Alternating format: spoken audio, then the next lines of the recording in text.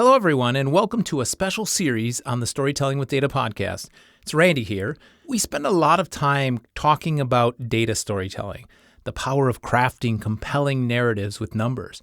But data isn't the only thing that benefits from a great story. The best companies, the ones that truly change industries, solve big problems, and inspire others, are often built on stories of grit, perseverance, and vision. And who better to tell these stories than the founders themselves? In this series, I'll be sitting down with founders, some of them longtime friends, some new faces, who are building remarkable businesses.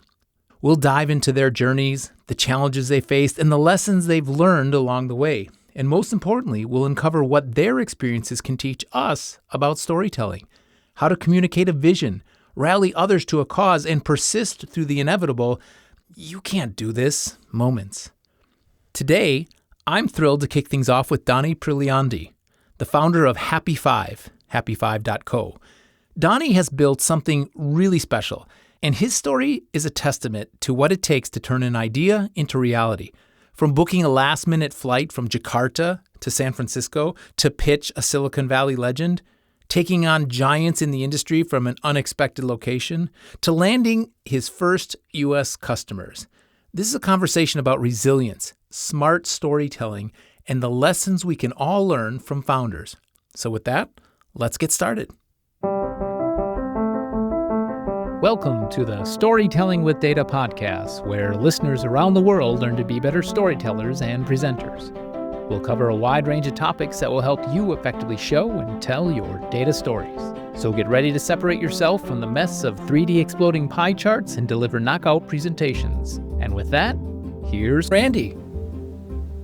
We're doing something a little different on the Storytelling with Data podcast, and that's tapping into one of the things that I do besides Storytelling with Data, which is my advisory work that I do, helping startup founders, heads of HR, people who are building things, and sharing some of the expertise and insights I've had in my career with them along the journey and trying to help them bring their product to market and be most effective. And so I'm joined by a longtime friend, someone I've known for about 7 years now, and who's traveled great distance from Indonesia. I'd like to welcome Donnie to the Storytelling with Data podcast. Thanks for having me here, Randy. First time in Milwaukee. Milwaukee's a good place, right? Amazing place. It's a good place. So you built a product called Happy Five. You can find out more at happy5.co. And Happy Five is in a space that spoke to me early on because we should actually go back to how we got to know each other. Because you remember it was from Laszlo at Google. Yeah, from Laszlo and from Nelson Matos. Yeah, VP of Engineering at Google. Yeah. I remember you were trying to build an advisory board for Happy Five. And you tried to get Laszlo, right? I take no offense. You wanted Laszlo instead of Randy, right? No, at the beginning it was Laszlo from the book. From his book, Work Rules. Work Rules. Because back then you haven't written any books. No. Yeah, so... I wasn't even mentioned in the books. Exactly. Yeah. So I just know Laszlo. And then I reach out to him. Like, hey, dude, you're my rock star. I stole a lot of ideas from your book. Do you want to be my advisor? And he replied me in under 5 minutes. Okay, have a meeting with me in Mountain View this coming Wednesday, 1:30 p.m. I was in Jakarta, and it was on Monday. So you're in Jakarta. Yes. You get this email. Yeah, and I booked a ticket, and I flew there. And out of the 30 minutes meeting, he impressed, but he said, Donnie, I want to help you because your product is... I've never seen something like this in Silicon Valley. I saw tons of HR products, but not quite like you. I'm going to help you in 2 ways. Number one, I'm going to set you up with other of my colleagues that can help you out because I already invest his money in Betterworks and also be the advisors. But I do really want to help you. Give me a week. And then after 1 week, Donnie, I met with this one guy. His name is Nelson Matos, VP Product and Engineering at Google. And he wanted to help you. And then Donnie, I've talked to many venture capital. They said that they can only invest if you're an American company, if you want to be here. And then from Nelson, I know you because Nelson said, hey, it might be good if I'm bringing another person in the HR space. Yep. And then we had a chat. I believe we had connections. And you're becoming, my board of advisors until now. So it's amazing. Well, I think what's amazing is the fact that you send an email to the head of HR for one of the leading tech companies at the time and still today. You book a ticket from Jakarta to California. He didn't know. Yeah. He didn't know that I'm like in Jakarta. That's amazing. So that was 7 years ago when you start, and we've been on this long journey. And one of the things is, in my time of supporting founders and startups, one of my favorite things about Happy Five is, first of all, I think it's an amazing product, and we'll talk a little bit about the product and how it's evolved. But I love founders who have this tenacity and just don't give up. And let's face it, you're going up against a lot of odds when it comes to being a founder, because first of all, you're not in the traditional setting for companies to, as the stereotypical, you need to be in Silicon Valley, you have to be supported by American companies, and even Laszlo tells you that you have to be here in the US. So talk about some of the challenges and opportunities when you think about building a company in Jakarta, and what are some of the pros and cons of doing that there, as well as what you've been finding out on your journey of being here in the US. Maybe you can add a little bit why you're trying to be in the US now. I want to be in the US because US is the biggest market. Compared to Indonesia, this is 1,000 times bigger market from Indonesia. And the market is ready for the things we build. So I know from like 10 years ago that I need to be in the US to solve the problem here. We need to start with what we have. I have is a small team. Back then, it was like just like 3-4 people in Indonesia. So I started with that. I know that we need to build something to solve the problem in America, but we started off in Indonesia, and we tried to sell the product to Indonesian customers first. I know exactly there's not many, but it's good like to have your product being used, being utilized, and we can optimize that later on. So this is a long-range plan to be in the US. But we need to be relevant to the product that we develop, to the problem that we solve in the US. So that's why I make a lot of like trip back and forth to the US to get some understanding or renew my understanding about the problem that we solve. So that's why it's just really important that 7 years ago, I sent email to Laszlo from Google, because I do not want just to just read from the books, like this is like the second hand. I want to get like what is happening on their minds.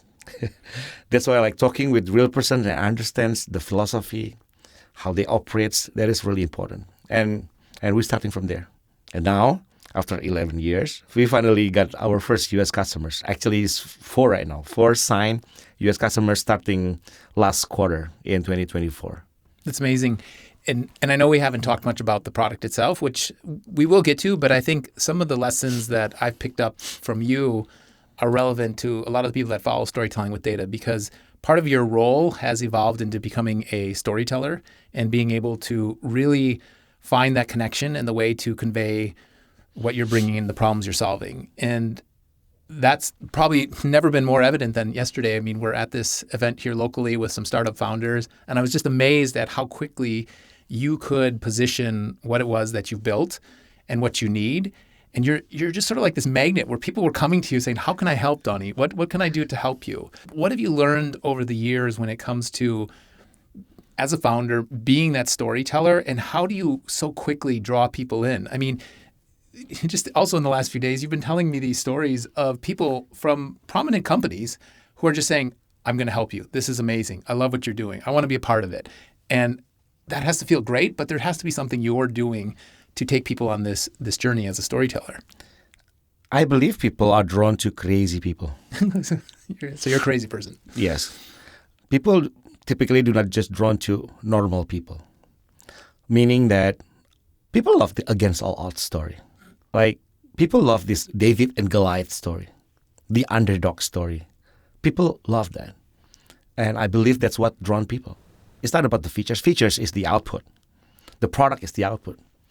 But what fight that you have right now is what makes a movie interesting, right? The movie is not interesting if it's like, okay, this is a super good, super great hero and small enemy.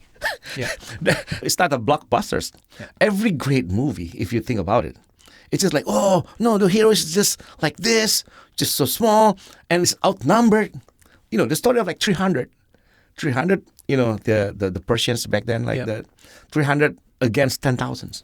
And that's interesting because we try to talk in our workshops about this idea of when you're conveying your story of data, that idea of introducing the narrative arc, that, the plot, the tension, the climax, the resolution. So it's the same thing. And if I now actually think back to yesterday when I introduced you to this room full of other founders, you talked about the struggles almost first and foremost. You led with the fact that you were calling yourself, the black sheep who's really trying to do this and be successful. And so you didn't talk about at all the product, and then people were, how can I help? So how else has that helped you in terms of, or maybe you can give me some specific examples of like this underdog story about Happy Five and Donny. So before that story about the underdog, it's just the first one, people attracted to the fight, to the underdog story. Number two, people are attracted to real human. Real human, they do not fake. Real human, they like vulnerable. So I didn't pitch about like, hey, I got this high growth recurring revenue, high product, but I shared like this is my struggle. They attracted to the fighting story, my feeling, being vulnerable. So that's two important things. And about the underdog, if I see only my deficiencies, my weaknesses, and then I couldn't do anything. Because all I can see just all weaknesses. The lenses, what you see in the world today, gonna see to myself.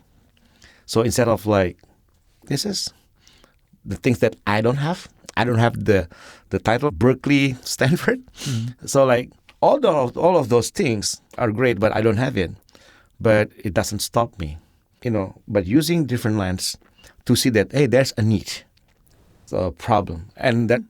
There's only Donny Perliandi can only solve this.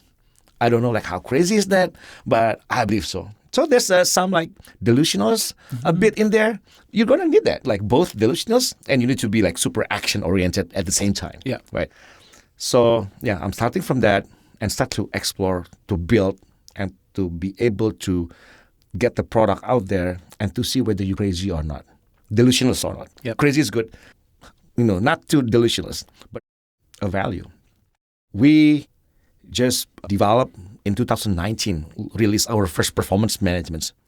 Before that, we have other product. And for the first customer, it's just like 200 people. And then our third customers, we can get one of the largest bank in Southeast Asia. It's at 32,000 of employees, and we got first contract. And we compete against Workday. We compete against SAP because this bank, they have a lot of money. Money is not the issue. But again, they have a problem that these market leaders, they don't have. And for over 1 year, we're just trying to nail that and focusing on that. And again, to you, thanks to Nelson, thanks to Laszlo, when we build the product, it's not all about the features because we have limited engineers. But what about the visions? What about the philosophy, the right kind of principles? And they bought that because of that. Because they know like if they engage with these big vendors like SAP or Workday, when they got the product, and then that's it. That's the only product that you can use for another 10 years. But when they engage with us, with Happy Five, they know that, hey, you have these visions, and I think we can grow together. And we build, more innovative product that value to us. So that's the story. So I can say that I'm crazy, but I'm not that delusional. Right. Just a little bit. The validation is in the customers. If I take the words from the venture capital in Indonesia and said, like, this is impossible. You don't even speak great English. You don't even like have ever worked in the US before. It is impossible for you to get even one customers. So let's back up. You've shared a bunch that I want to go back to. This was what the venture capitalists in Indonesia and Southeast Asia had said, you're trying to raise capital for the company to really expand and accelerate. And they basically tell you, you're crazy because you're not going to get any success in the US. Yes, because you don't graduate from Stanford, Berkeley, Harvard, and you never work at one of the US company. So it's never going to happen for you. And you saw that as truly fuel for your motivation, or there has to be these moments of maybe we just enjoy being at this size and this level. After all these years, this is something expected. Yep. So I don't dwell on it. I choose not to dwell on it. And I just look into what is the value that I can bring. And the ultimate validation is not coming from the investors. The ultimate validation is coming from the customer, right? And we compare to the product in the US and you're better in this. It gives me the fuel. I want to go back to this, one of your first big customers, this bank in Southeast Asia, 32,000 employees. And we should now give a little bit more insight into Happy Five, which originally was a performance management tool for quick and easy mobile-first feedback and employee reviews and such, which I knew a lot about and found it really fascinating. You were one of the first to start to do that. When we look at this bank who decided to take a bet on you, what do you remember? Because this was, 7 years ago? 6 years ago? Yeah, 2019. Okay. Yeah. You talked a little bit about selling them and getting them excited about the vision. What else went into, how does it happen? You seem to have no fear in sending the emails, getting on a plane. What were some of the other things that happened during that allowed you to land such a huge and important big deal?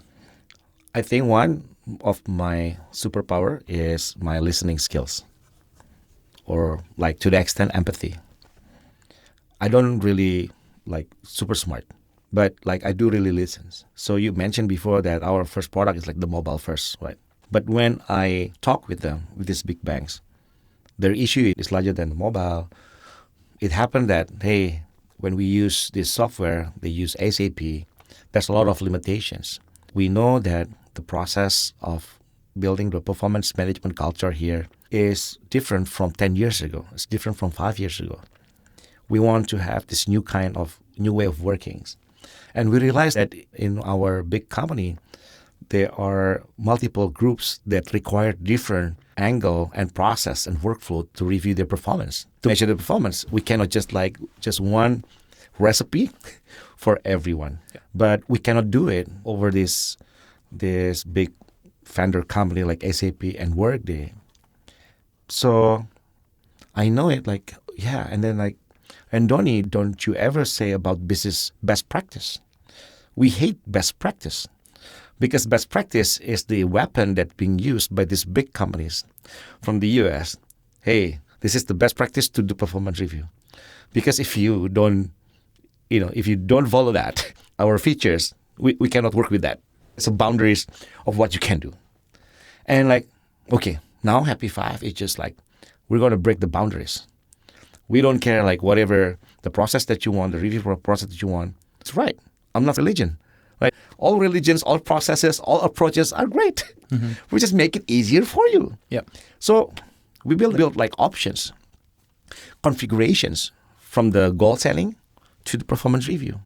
Now, if we are being able to cater those giants, the 32,000 of employees, no wonder that we can get more banks in line, big farm in line, 50K of employees. And then we learn again from the customers, from the trend, from the people. So it's ongoing processes.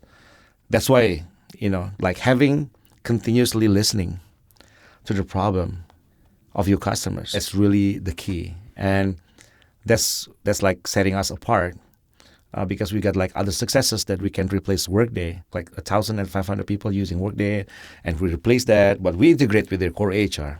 Mm-hmm. Again, we listen, we innovate, and we break down the box. And really understand your audience and know what your audience needs. I think that's probably a big advantage. Do you worry that as you get bigger, and we should point out that you've built a pretty successful company. You've generated great revenue. You could continue to be a big player in Indonesia in this space. But the success that comes with continuing to grow, do you worry that this starts to limit your ability to be flexible with what a customer needs? So right now, my role is still the chief product officers. So I decided what to build. It will fall into two buckets. The first one is the things that we're going to build for the future. We're building right now AI-based weekly review that we connect with all those productivity softwares that are available for engineers. And then number two is being sensitive to requests from the current customers. But this is the fine line. If they ask the things that is not aligned with our principles, we don't build that. Examples. Donnie, I'm going to build the handprint, fingerprint. Okay. Fingerprint daily check-in. Meaning tracking people who are showing up or not? Correct. Yes, okay. yes. And we want a time and attendance based. Yes, time and attendance based on the fingerprints. Yeah. It's easy, but we don't want. That's against our principles of like, hey, we want to shape the company from output-driven to outcome-driven. That's not aligned what we're building. Right. So you stay focused to what your core expertise and what you build well is, because this is what you can do well, but you still want to have that flexibility to deliver what the customer wants. Yeah, as long as it's aligned with our visions. Yep. And if I built this, and a lot of the other customers will get the benefit out of this. So that's the second considerations. Got it. Because again, we have limited resources. We have only 30 products and engineering team. We don't have any marketing team. We have just 30 product engineering team. So there are tons of the backlog of the products. That's a lot of what we want to build. So the request from the customers, it gives the signals what to build first, right? So that's the how we think and how we build the product. So it's the 50-50. 50% we build for the future, and 50% from actually listening and, okay, this is the signal that we need to build this first. We talked earlier about building a business in Indonesia, and I'd asked what were some of the pros and cons, and we mentioned the feedback you got around needing to be successful in the U.S. What have you found to be some of the valuable opportunities or benefits of being a startup in Indonesia? First is cheap. It's cheap.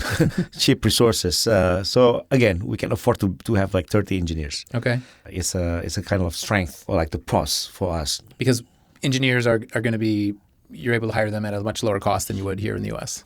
Exactly. So we are being able to do these innovations. And also the chances to get high quality customers in Indonesia is also like the other pros. They're usually big customers, right? You have large... Yeah, we got big customers. It's not many. Yep. But the access to get with the bank, with the 30,000 of employees, is higher compared to the United States. Yep. So it's easier to get this SMBs level, the segment, both in America and Indonesia. But it's harder to get the high-quality enterprise customer in America. But we get it. Right. In Indonesia, although there's not many. So it's good for the ground for experiments. Again, for the past 10 years, is mainly the purpose is to do the experiments, the wild, big experiments. And I got a chance to have these exposures with these high enterprises. And that helped me even when I entered the U.S. market, although right now we started off with small and medium businesses. But because of this the principles, the features that we built together with these enterprises, they're like, wow, this is something that we don't get in Gusto or Bamboo HR or like Lattice, or Betterworks. Yeah, because deep inside my heart, because this is the stuff, it's this enterprise grade stuff. Right. And they said this is amazing. So the learning points, the experiments, the validations, is what's the pros of building out in Indonesia, getting the access to the CHRO of these banks. I can get the access, right? Yep. But in here, I don't know, how many years I can get the CHRO of these large banks is pretty difficult. Talk a little bit about that. I think anytime someone's thinking about doing maybe something new and uncomfortable, especially in a new territory, I'm interested in moving to this country and I want to get a job. I think it would always be neat to be able to do that. So what was the process like for even saying, I'm going to break into the United States and I want to be able to start to develop some customer bases? Where did you start? What's that journey been like in terms of just knocking on doors? Are you sending out emails? Are you hiring outsourced companies? What does that look like in terms of expansion across the U.S.? For me, the validation is very important. That you're going to solve their problem. The customer's problem is the main thing here. So, besides talking to you, talking to Nelson, and also I talk with a lot of my competitors' customers. So Lattice have customers, yep. Betterwork have customers. So I went there. Right to the customers of the competitor. Yeah, and asking this only one question. What is the problem with your current solutions? And they split it off, and that's aligned with what even the big banks that we serve. Okay. But do you go in with any I'm Donnie. I built this company, Happy Five. Yes. We have a great... So Yes. you do give them some preface, and I'd be really curious, what are you frustrated with your current product? Is that the way you go in? Okay. Yes. Okay. So like I know like Lattice is being used by Reddit, and I found out that city of Reddit become the speaker in South by Southwest, and I went there. So I'm like in the talk. After like the talk is done, and then like approach him, and we got another meeting in San Francisco, and he spills like a lot of things. So and this is reminiscent of book a ticket when Laszlo says, I'd be happy to talk with you. You just go to South by Southwest because the guy from Reddit is going to be there? Yeah. You do the things that do not scale. Yeah. Of course, I mean, like you can see from the G2 crowds, it's like Yelp for software. A lot of feedback, but it's so superficial. It's different from like if I'm talk like in person, like I asked you about Reflective, and also like another customer of Reflective is Uber. I went to the one of the manager that's responsible for that, and then I just wrote down. And like this couple months ago, I talked with director of engineering of Credit Karma, and they use BetterWorks, and I got a lot of learnings from them. Like, Donnie, I cannot do this. 1, 2, 3, 4. Look at this, right? Can you do that? 80%, but wait for me, like 1 or 2 months, we're going to build it out, 100%.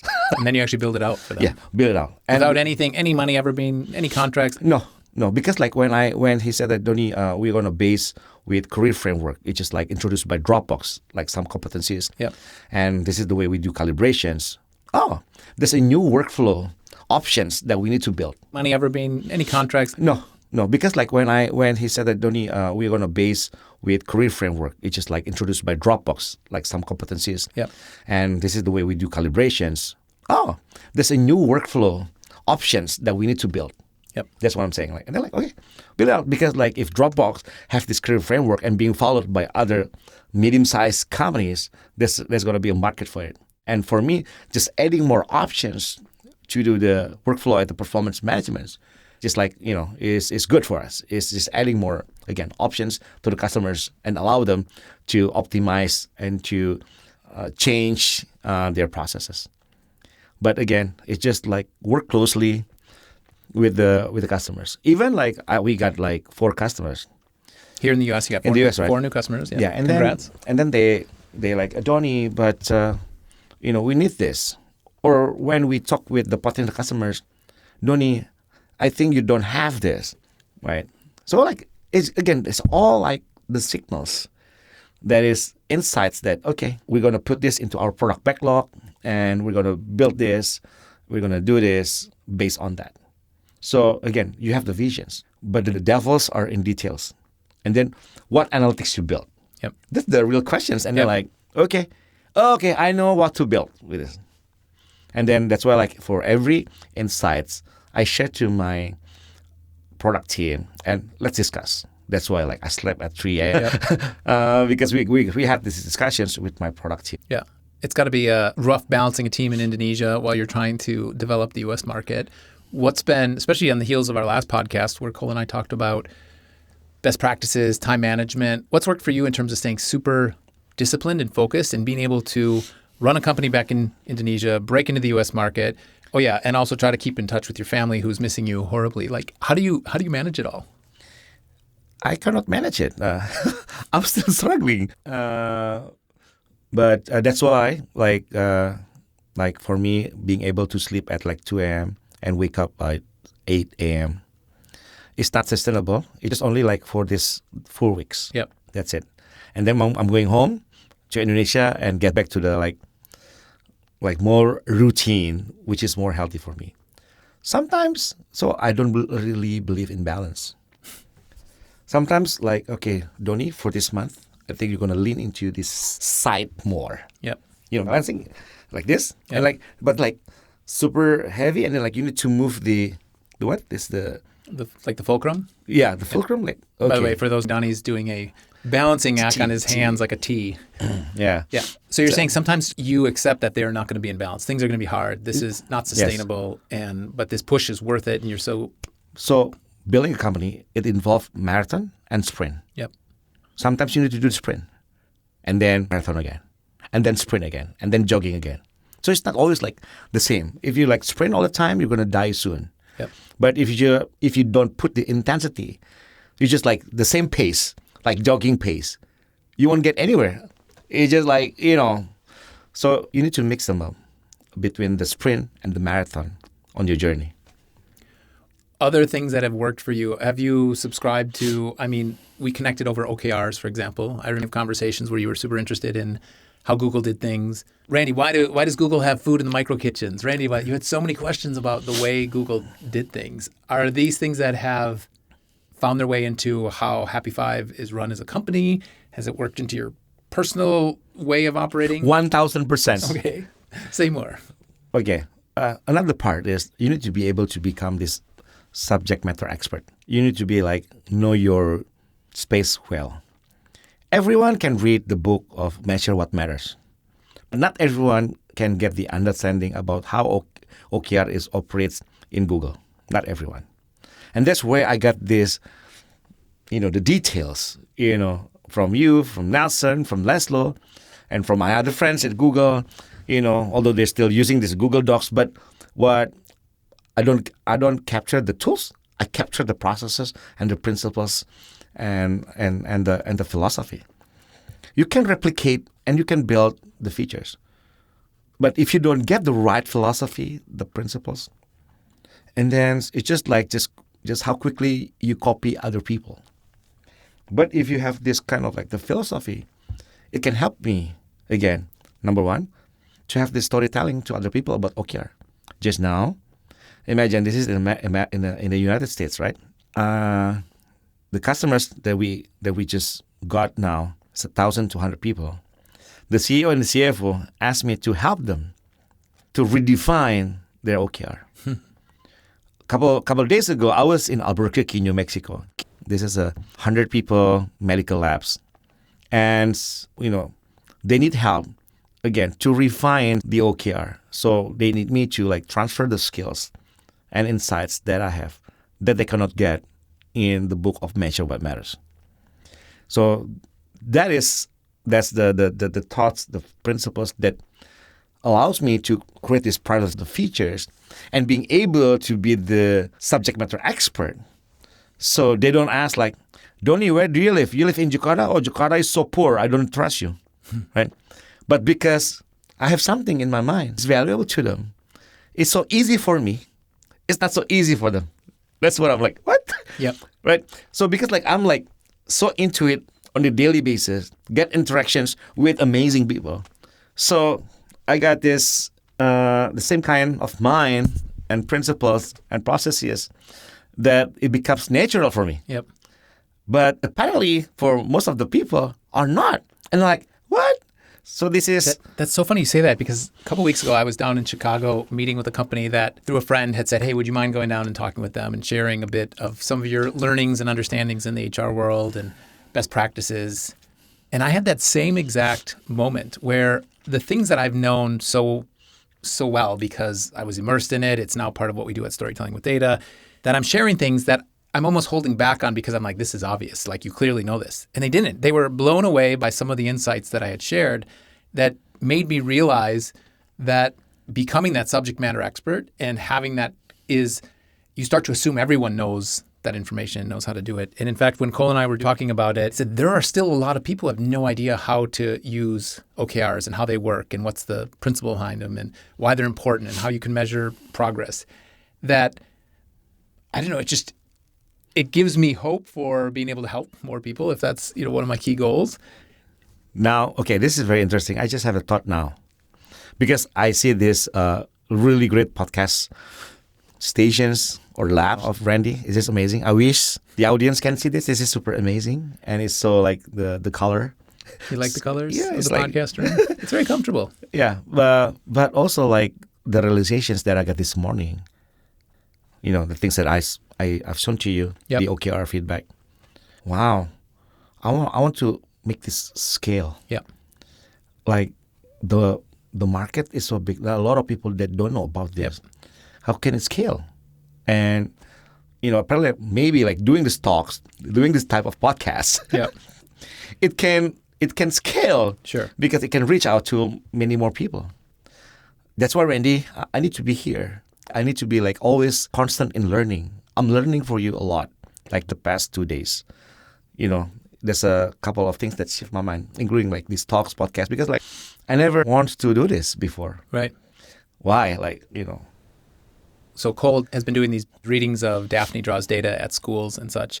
And it's funny because the kids, there's a Q&A session where they always get to ask questions. And one of the questions that almost always comes up from the students is, why did you want to write a book? Or why did you decide to write books? Why did you want to become an author? And Cole has this answer that is in line with what we talked about, which is she had said she had all these ideas and things that she knew could be helpful, but the best way to get it to scale was to not just continue to talk about it to audiences, is to put something out there that could be consumed by many and many people. And so, of course, her first book has gone on to be translated in all these different languages. It's used at universities all over the world. So she's realized that for herself. Her word has gotten out there. And yet, despite how popular the brand has become and she's become in that way, it's still just a sliver of the portion of the world that needs help.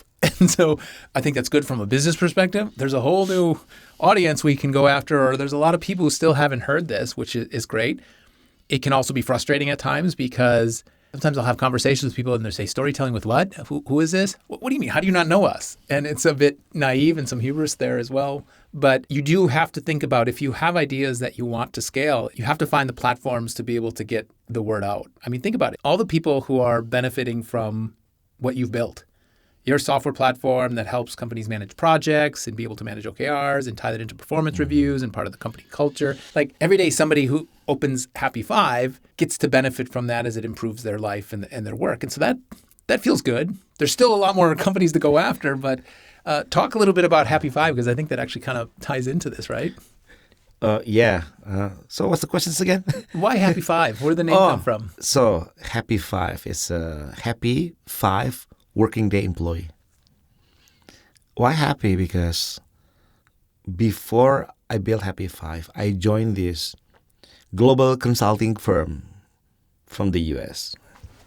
Yeah, I couldn't mention the name. But 3 years working there, I get this sense of like unfairness. Okay. Right. So I had a role like in sales. I can exceed that sales target. But also, like, hey, there's a product there. It's a software product, SuccessFactors. Okay. So they got these partnerships with the SuccessFactors. Like, hey, the product is just lying there. Yeah, Donnie, we tried to sell this, but it failed. Okay, I'm going to take that one. I'm going to try to build a business out of SuccessFactors in Indonesia. And with me, after like a few months, we're being able to close a deal. The first deal of SuccessFactors in Indonesia. Wow. And after that, they got like this huge bang, like paying like $2 million per year. So like, okay, like, wow, this is not me just meeting the KPI, but this is like me doing the things like up and beyond. This is like, I should get like, They should have a parade for Donnie. Exactly. A statue maybe. And they're generating like tons and tons of revenue, after my leaving. And then like they got promoted someone else. Okay. It's because like, when you do the performance review, Yep. they just only review the KPI that you just set up in the early years. Yep. That's it. The things that I deliver or build is not accounted for. And that's why like, wow, this is hurting. Yep. This hurt You me. weren't happy. You were unhappy 5 days a week. Because okay, this is my understanding about the happiness. Simple happiness. Happiness is not when you got raised. You can only happy the first check when you get the raise. Yep. Well, you got to raise 20%. In the following month, you got a 20%. You're happy. But after that, you're no longer happy. Because it requires like you need to get more and more like increase in salary, and then you can be able to happy. But other than that, because it's like it's a slide of salary and you be happy for a moment, but it's a moment, right? And but for me, like the happiness is if I'm being appreciated, if I'm being recognized, and if I can grow, if I know that I can make an impact. That's the things that contribute to my happiness, at work. More lasting, it's more fundamentals. If I can bring happiness to one father. Because there's a lot of people just work. They went home, meeting with the family, feeling defeated, feeling exhausted, You can like work so hard, exhausted but happy. Yep. You can work maybe not too hard, but not happy because of the unfairness. Why you do the things that you do, there's no like satisfactory, no significance. And then your mental's buffer margin is depleted because of this heartache, at work. And when you go home, then you got nothing to give to your kids and your wife. So if I can bring some dignity, significance, growth, fairness, then if I can build that to one father, he can give impact to the 4 of the team member at his home, and I can scale happiness. So that's the big idea. I love it. What's next for you? So we're going to run soon because I want to introduce you something really specific here in Milwaukee, which is custard. So we have to get there before I have to take you to the train station. But what's on the horizon for you? What's next? You talked about heading back home soon, but what's left for you while you're on this tour of the U.S.? More customers in this trip and getting like more partnerships with consulting company that can help me bring leads. Right now we got 4. If we can get 5 or like even 10, is gonna be make my life easier to do the fundraisings. Because although like we are like cash flow positive for the past years, but to do the expansion in the US, I think I need a little bit of money. So I can move here with my family. I can start hiring US local team for the sales and marketing. So that's the idea for now. This has been super fun. I'm always appreciative of you as a founder and how much work you put into it, and the fact that you're, as my kids always say, like, Donnie's always smiling. And maybe, I don't know if Happy 5 comes first or Donnie's smiling or how the two go together, but like you're one of those founders that I just love working with. And so it's been really, really fun to have you here and to spend time and quite frankly, get to see how the product's really evolved. I think it's in a really great place to do amazing things. So I wish you great success on the rest of your journey. Thank you. Should we get some custard? Yes, please.